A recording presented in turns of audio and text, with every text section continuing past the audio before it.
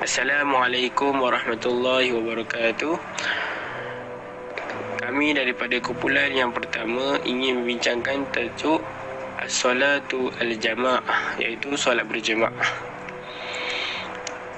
Sebelum ingin membincangkan tajuk ini secara lebih mendalam, saya ingin memperkenalkan diri saya yang bernama Muhammad Firdaus Amar bin Saufi Bustamam, nombor matriks 065096. Kita akan pergi tajuk yang pertama, iaitu pengenalan.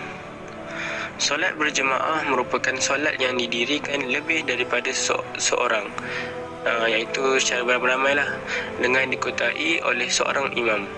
Ini berdasarkan sabda Nabi SAW, Salatul jama'ati tafaddul salatu al-fazu bisab'in wa ishrina darajatan, iaitu maksudnya solat berjemaah itu lebih afdal daripada solat bersendirian dengan 27 kali darjat. Rawahu Bukhari dan Muslim. Solat berjemaah ni sangat dituntut dalam agama Islam. Bagi mazhab Syafi'i, hukumnya adalah fardu kifayah, manakala pendapat yang lain ada yang mengatakan bahawa solat berjemaah hukumnya sunnah muakkad. Antara solat yang biasa didirikan secara beramai-ramai ialah solat fardu 5 waktu, solat sunat hari raya Aidilfitri, solat sunat hari raya Aidiladha, solat sunat tarawih dan solat sunat witir. Tetapi bagi solat Jumaat, ia wajib dilakukan secara berjemaah. Yang kedua, sejarah permulaannya. Nabi SAW mula mendirikan solat berjemaah selepas peristiwa hijrah. Selama 13 tahun berada di Mekah, baginda menunaikan solat tanpa berjemaah kerana para sahabat terpaksa menunaikan solat di rumah masing-masing. Setelah terpaksa ke Madinah, barulah baginda memulakan solat berjemaah dan melakukannya dengan tekun. Yang ketiga, hukum solat berjemaah. Menurut pendapat yang sahih, hukum solat berjemaah selain daripada solat Jumaat ialah fardu kifayah. Ini bermaksud seluruh penduduk sebuah kawasan kediaman berdosa apabila tiada satu kelompok pun di kalangan mereka yang menunaikan solat secara berjemaah. Justru itu, tuntutan melakukannya tidak gugur daripada semua penduduk setempat, sehingga suasana berjemaah itu benar-benar kelihatan wujud di tempat tersebut. Solat berjemaah sangat digalakkan dan lebih afdal dilakukan di masjid. Oleh itu, sebaik-baik setiap ahli qaryah, iaitu penduduk di sesuatu kawasan pendapatan, berasa bertanggungjawab mendirikan solat jemaah dan berasa solat jemaah tidak boleh ditinggalkan kecuali ada hal-hal penting atau keuzuran yang tidak dapat dielakkan. Hal ini berdasarkan firman Allah Subhanahu wa taala, wa iza kunta fihim fa aqamta lahumus salata falatakum ta'ifata minhum ma'aka. Surah An-Nisa ayat 102. Maksudnya, dan apabila engkau wahai Muhammad berada dalam kalangan mereka semasa perang, lalu engkau mendirikan sembahyang dengan menjadi imam mereka, maka hendaklah sepuak daripada mereka berdiri mengerjakan sembahyang bersama-samamu. Bismillahirrahmanirrahim. Assalamualaikum warahmatullahi wabarakatuh. Saya Nur Akid Baihaqi bin Nur Asmadi. Nombor matrik saya 065168. InsyaAllah saya akan menyambung pembincangan seterusnya berkaitan tajuk solat jemaah, insyaAllah. Yang pertama ataupun yang utama sekali, dalam mendirikan solat jemaah, wajarlah ada syarat-syarat untuk menjadi imam. Jadi sebab apa? Sebab kita dalam solat jemaah ni perlukan imam. Peranan imam dalam solat jemaah ini amatlah penting. Sebagaimana dalam slide yang telah ditunjukkan, iaitu tidak adanya seorang imam dalam solat jemaah, solat itu tidak menjadi satu solat jemaah. Jadi definisi solat jemaah akan bertukar sekiranya imam tidak ada dalam solat jemaah tersebut. Hal ini demikian dalam mendirikan solat berjemaah yang sempurna, menjadi seorang imam adalah satu tanggungjawab yang teramat besar. Kerana tidak semua di kalangan manusia di atas muka bumi tidak mampu menjadi imam ketika solat. Di antara syarat-syarat untuk kita menjadi seorang imam adalah di antaranya adalah bacaan imam perlulah fasih dan sesuai dengan tajwid dalam Al-Quran. Kerana apa? Kerana sekiranya imam tidak fasih dalam tajwid dan pembacaan Al-Quran, dia boleh jadi imam itu akan tersilap bacaan dan tersilap tajwid, dan boleh menyebabkan solat itu terbatal dan tidak sah. Dan syarat seterusnya adalah seorang yang baligh, iaitu seorang anak kecil yang belum baligh tidak boleh menjadi imam, tidak boleh menjadi imam dalam solat. Perlulah orang yang sudah cukup umur dan baligh.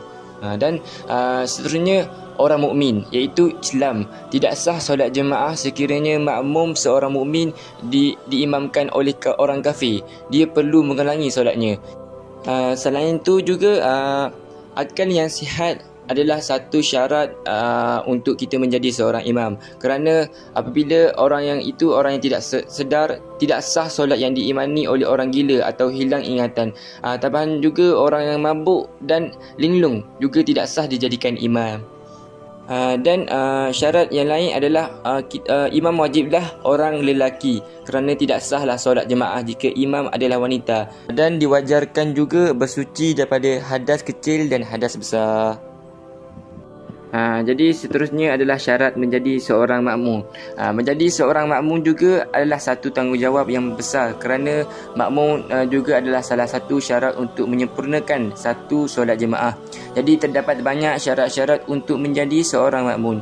Di antaranya ialah makmum tahu berniat mengikuti imam, dan makmum mengetahui segala gerakan yang dilakukan oleh imam. Selain itu juga tempat makmum tidak boleh lebih depan daripada imam, dan makmum tidak boleh mendahului imam dalam melaksanakan rukun solat, iaitu mulai takbiratul ihram sampailah salam. Makmum tidak boleh melambatkan diri dari imam lebih dari 2 rukun ataupun gerakan solat.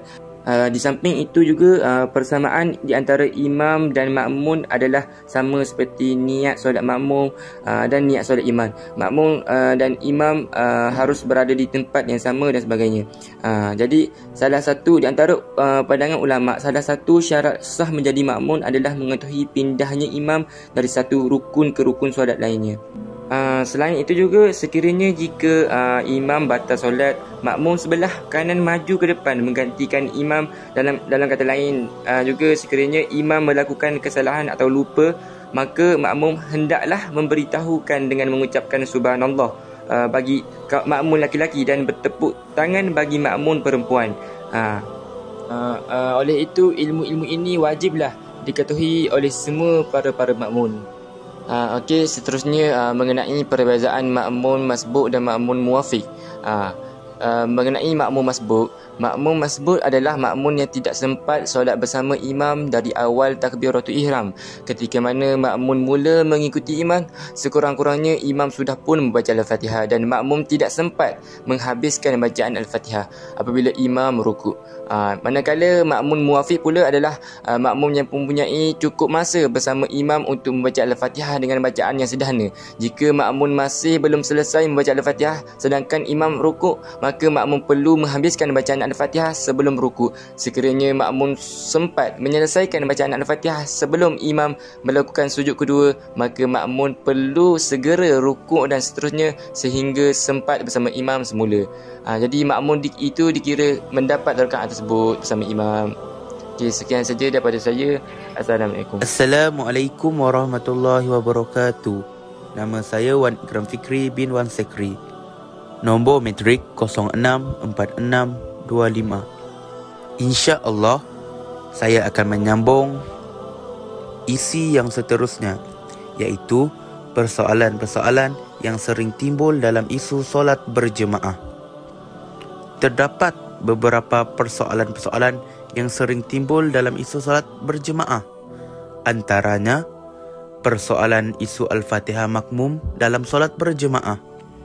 Contoh soalan yang sering diajukan adalah, Adakah kita perlu membaca Al-Fatihah ketika imam membaca surah lain? Menurut pendapat jumhur ulama, termasuklah Imam Asy-Syafi'i sendiri, membaca Al-Fatihah di dalam solat bagi makmum adalah satu rukun daripada rukun-rukun solat. Ini bermakna tidak sah solat makmum itu jika ia berkesempatan membaca Al-Fatihah tetapi ditinggalkan dengan sengaja. Nabi Muhammad SAW pernah bersabda, "La solat liman lam yaqra' bil Fatihah al-kitab." Yang membawa maksud tidak sah solat bagi orang yang tidak membaca Al-Fatihah al-kitab, yakni surah Al-Fatihah. Riwayat Al-Bukhari 756 dan Muslim 394. Kesimpulannya, membaca Al-Fatihah dalam solat ialah wajib mengikut pendapat Imam Syafi'i kerana Al-Fatihah merupakan rukun dalam solat. Pengecualian diberikan kes makmum masbuk yang tidak sempat kadar bacaan Al-Fatihah sederhana, maka bacaannya ditanggung oleh imam dan hendaklah dia meninggalkan bacaan dan rukuk bersama imam untuk mendapatkan rakaat itu. Seterusnya, persoalan yang sering timbul dalam isu solat jemaah ialah persoalan isu saf kanak-kanak dalam solat berjemaah. Antara soalan yang sering diajukan ialah hukum kanak-kanak yang belum baligh solat bersama kita. Sebagai pencerahan, jika kita solat berjemaah sedangkan di dalam saf tersebut terdapat kanak-kanak, maka solat kita tetap sah, bahkan pahala berjemaah tetap tidak terjejas, cuma hanya berkurang dalam pahala saf. Jadi, perkara yang tidak baik jika kita melarang kanak-kanak ikut bersama-sama orang tua berjemaah di masjid. Bahkan, setengah masjid di tempat kita sengaja membuat pengumuman melarang kanak-kanak umur 5 tahun masuk ke dalam masjid. Sebetulnya, cara ini secara tidak langsung kita telah mematikan minat anak-anak untuk datang dan mencintai masjid. Rasulullah SAW pernah membawa cucu baginda ke dalam masjid ketika baginda menjadi imam. Ketika itu, Hasan dan Husain memanjat bahu baginda sehingga baginda melamakan sujudnya. Ini membuktikan bahawa Rasulullah begitu peka terhadap perkembangan agama kanak-kanak. Kesimpulannya, kanak-kanak dibenarkan solat berjemaah dalam satu saf dengan orang yang dewasa. Namun demikian, kanak-kanak tidak boleh diletakkan secara langsung di belakang imam ketika ramainya makmum. Jemaah masjid perlu mesra dengan kanak-kanak sekiranya mereka duduk bersama saf jemaah dewasa. Dalam masa yang sama, meletakkan mereka pada kedudukan yang lebih afdal, iaitu barisan saf selepas orang dewasa. Persoalan yang terakhir ialah persoalan tentang solat masbuk dalam solat berjemaah. Antara soalan yang masyhur yang selalu ditanyakan ialah, sewaktu berjemaah saf depan telah penuh, datang seorang hamba berjemaah bersama, sedangkan dia berseorangan di belakang. Apakah hukumnya menurut Islam? Sebagai pencerahan, jika seseorang terlambat mengikuti solat berjemaah sehingga kan menyebabkan ia melakukan masbuk, maka jika ia yakin bahawa saf yang mana dia berada itu akan didatangi orang lain, tidak perlulah ia mengganggu saf yang di depan dengan memberitahu salah seorang dalam saf tersebut supaya berundur ke belakang. Namun, jika ia yakin bahawa tidak ada jemaah lagi yang akan datang, maka bolehlah ia memberitahu kepada salah seorang yang berada paling sudut supaya berundur ke belakang dengan cara mencuit bahunya dalam solat. Dalam sebuah hadis yang berbunyi daripada Anas bin Malik berkata Rasulullah SAW, "Rapikanlah barisan saf kamu, kerana merapikan saf termasuk dalam kesempurnaan solat." Riwayat Al-Bukhari 723 dan Muslim 433. Sebagai kesimpulan, jika ia khawatir akan terjadinya fitnah kerana tidak semua jemaah mengerti tentang kaedah ini seperti timbul salah faham dan sebagainya, maka solatlah sendiri di belakang dengan mengikut imam, dengan harapan ada makmum yang datang mengisi saf tersebut. Assalamualaikum warahmatullahi wabarakatuh. Ismi Muhammad Irzul Syafiq bin Mazli. Nombor matrik saya 064577. InsyaAllah pada hari ini saya akan menerangkan tentang tata cara solat berjemaah ketika pandemik COVID-19. Seperti yang kita tahu, di era pandemik COVID-19 ini, telah banyak penutupan ataupun halangan untuk solat berjemaah dan solat Jumaat ketika pandemik tersebut. Usaha-usaha kerajaan untuk melakukan hal sebegini adalah untuk mengelakkan sebarang aktiviti yang menyebabkan penjarakan sosial seperti solat berjemaah. Solat berjemaah ini seperti yang kita tahu, solat yang mempunyai duduk yang rapat-rapat ataupun sembahyang itu secara rapat. Jadi kerajaan mengambil langkah untuk tidak mengadakan solat berjemaah ketika pandemik COVID-19 ini. Namun ada usaha-usaha yang telah dilakukan oleh pihak kerajaan untuk memudahkan dan memastikan situasi ini tidak berlaku untuk lebih lama lagi. Jadi pihak kerajaan telah mengeluarkan satu prosedur yang membolehkan para jemaah untuk bersolat di surau ataupun di pusat ibadah secara berjemaah. Antaranya yang perlu dipatuhi oleh jemaah ialah SOP-SOP yang telah ditetapkan oleh Jabatan Negeri ataupun Jabatan Hal Ehwal Agama di negeri masing-masing. Jadi pihak masyarakat perlulah mematuhi peraturan tersebut dan memastikan tiada penjarakan yang sosial yang begitu rapat. Jadi di sini saya akan menerangkan 3 poin ataupun sebahagian daripada prosedur-prosedur SOP ataupun contoh-contoh syarat yang membolehkan jemaah untuk solat berjemaah di COVID-19.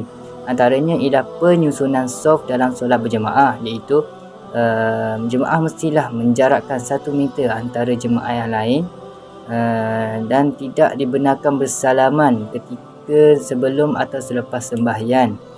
Ini amalan yang biasa dilakukan oleh para jemaah dan aktiviti ini telah pun disekat oleh pihak kerajaan. Poin yang kedua, membawa sejadah sendiri. Tujuan membawa sejadah sendiri ini adalah agar penularan COVID dapat dielakkan daripada berkongsi barang. Jadi pihak jemaah ataupun jemaah yang hadir perlulah membawa sejadah sendiri agar tidak berlaku penularan yang amat terhad dan penularan yang amat cepat. Kerana dengan membawa sejadah sendiri ini dapat memberi jaminan keselamatan kepada jemaah. Poin yang ketiga dan yang terakhir iaitu periksa suhu. Para jemaah diwajibkan memeriksa suhu sebelum memasuki ruang solat dan memakai pakaian pelitup muka yang menjadi satu kewajipan setiap jemaah. Jadi itu saja daripada saya.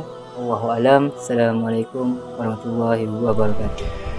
Bismillahirrahmanirrahim. Assalamualaikum warahmatullahi wabarakatuh. Ismi Amirul Zakwan bin Abdul Rashid, nombor metrik 064005. InsyaAllah saya akan menyambung pembentangan yang seterusnya. Allah Subhanahu Wa Taala tidak menjadikan sesuatu itu tanpa manfaatnya. Seluruh perkara yang diperintahkan ada manfaatnya pada diri seorang itu sendiri. Di samping itu, segala larangan pasti adanya hikmah. Begitulah juga dengan solat secara berjemaah. Ia mengandungi hikmahnya apabila kita melaksanakannya.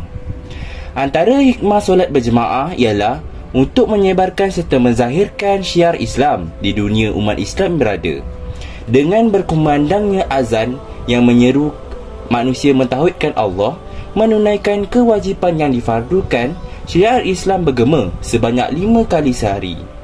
Hal ini akan menyebabkan kita solat berjemaah dan dapat menyatu padukan umat Islam supaya mereka dapat berkenal-kenalan, beramah mesra dan bekerjasama untuk kebaikan ummah berdasarkan persaudaraan Islam, tolong-menolong dalam kerja-kerja kebaikan antara satu sama lain.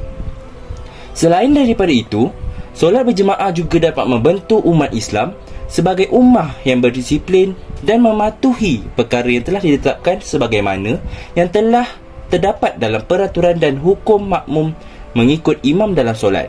Seterusnya, dapat menanamkan dasar persamaannya sejati. Hal ini demikian kerana dalam solat berjemaah di masjid atau surau dan di mana-mana sahaja, tidak ada taraf tinggi maupun yang rendah. Semua orang sama sahaja. Sebagai contohnya, sesiapa yang datang awal ke masjid maupun ke surau, mereka disunatkan mengambil tempat di saf yang paling hadapan. Dan sesiapa yang datang lewat ke masjid maupun ke surau, maka mereka akan duduk di saf yang terakhir. Di samping itu juga, solat berjemaah dapat menyatukan arah dan tujuan segala amal dalam kehidupan bagi mencapai keberkatan dan keredaan Allah Subhanahu Wa Taala di akhirat, sebagaimana yang terdapat dalam pemerintah dan dalam perintah berkiblatkan ke arah Baitullah. Hal ini dapat melatih ramai orang supaya sentiasa mematuhi ketua, sebab makmum wajib mematuhi imam selagi dia tidak melakukan sebarang kesilapan. Hal ini dapat dibuktikan lagi dengan hujahnya. Menurut Imam Asy-Syafi'i, orang yang bersolat mendapat pahala berjemaah walaupun hanya sempat mengikut imam seketika, iaitu ketika selesainya mengangkat takbir, imam memberi salam. Orang yang bersolat mendapat pahala yang sempurna apabila dia mengikut imam dan takbiratul ihram sehingga salam. Seterusnya, kepada kelebihan solat berjemaah. Pada masa kini, pelaksanaan solat jemaah semakin luntur dalam kalangan kanak-kanak remaja maupun dewasa seorang Muslim. Hal ini akan mengakibatkan amalan solat berjemaah semakin pudar dan pupus dalam lubuk iman seseorang Islam. Maka, disebabkan isu tersebut, ramai orang Islam yang menunaikan solat bersendirian di rumah atau selain daripada di masjid maupun di surau. Selain daripada itu, seperti yang kita ketahui, sudah banyaknya masjid-masjid yang terbina megah dengan kelengkapan dan kemudahan serta infrastruktur seperti penghawa dingin, tempat letak kereta yang luas dan sebagainya. Namun begitu, masih kurang bilangan orang Islam yang mahu menunaikan solat jemaah, terutamanya di masjid. Sesungguhnya, solat secara berjemaah ini banyak fadilat dan kelebihannya. Malangnya ramai umat Islam memandang remeh akan isu ini, sedangkan Allah dan Nabi Muhammad menitik beratkan amalan solat secara berjemaah ini. Maka, setiap perkara yang dititik beratkan oleh Allah dan Nabi-Nya ada banyak kelebihan dan kebaikan. Antara kelebihan solat berjemaah ialah apabila kita solat berjemaah, kita boleh merapatkan hubungan silaturahim kita dengan ahli jemaah yang lain. Hal ini demikian kerana jika kita meninjau semula, kenapa setiap kali kita mahu mulakan solat jemaah, kita diingatkan oleh imam untuk rapatkan bahu. Hal ini kerana Islam hendak mengajarkan bahawa berjemaah itu penting dan saling berhubung, bukannya terputus antara umat Islam itu sendiri. Selain daripada itu, kita boleh memperbaiki bacaan solat kita apabila kita mendengar imam kita membacanya. Itulah kelebihan yang seterusnya. Hal ini kerana tidak semua bacaan kita betul dan tepat. Kerana itu, kita perlu memperbetulkannya. Tambahan pula, rukun-rukun kauli seperti surah Al-Fatihah, bacaan tahiyat akhir dan sebagainya. Jika tersilap membacanya, maka terbatallah solat itu. Oleh itu, kita solat kerana inginkan keredaan daripada Allah Subhanahu Wa Taala yang Maha Berkuasa. Bukanlah sekadar melepaskan batok di tangga. Allah telah menjelaskan perkara ini dalam kitab suci Al-Quran tentang tuntutan solat berjemaah ini. Allah berfirman yang maksudnya, didirikanlah solat dan tunaikanlah zakat, serta rukuklah bersama orang-orang yang rukuk. Surah Al-Baqarah ayat ke-43. Sekian, terima kasih. Bismillahirrahmanirrahim. Jadi insya-Allah saya akan sambung bagi penutup daripada semua penerangan-penerangan yang telah diberikan oleh sahabat saya tentang pelaksanaan solat berjemaah dengan sempurna. Walaupun dalam era COVID-19 ini, dalam era pandemik ini, ada banyak kekangan yang berlaku segi solat itu, lagi soft solat itu, bilangan berapakah orang yang dapat pergi ke masjid. Tetapi Alhamdulillah, setiap penerangan dan penjelasan diberikan oleh sahabat saya itu insya-Allah dapat difahami oleh para pembaca, dan sumber-sumber yang kami ambil pun daripada sumber-sumber yang betul daripada sumber yang sahih. Kami merut kitab-kitab yang ada, yang guru-guru yang pakar dalam permasalahan ini. Maka kesimpulannya, kita dapat melakukan solat berjemaah dengan baik dan dengan sempurna, kerana setiap soalan-soalan yang timbul itu dan masalah berkaitan dengan solat berjemaah telah kami kupaskan dan memperjelaskan dalam pembincangan kami ini. Dan harapan kami supaya kita dapat istiqamah dalam melakukan solat berjemaah dan dapat mengajak juga sahabat-sahabat kita yang lain supaya dapat solat bersama dengan kita dan menjaga amalan dan iman kita. Dan carangan kami adalah kita sebagai umat Islam perlu menunjukkan contoh teladan yang baik untuk penganut agama yang lain, agar mereka terkesan dengan keindahan Islam ini. Walaupun dalam pandemik COVID-19, tapi kita tetap melakukan solat berjemaah walau bagaimanapun. Jadi sekian itu sahaja dari kami. Kami harap info-info yang telah kami kongsikan ini dapat memberi manfaat dan kekal dalam ingatan kita dan terus beramal soleh. Billahi taufiq wal hidayah. Assalamualaikum warahmatullahi wabarakatuh.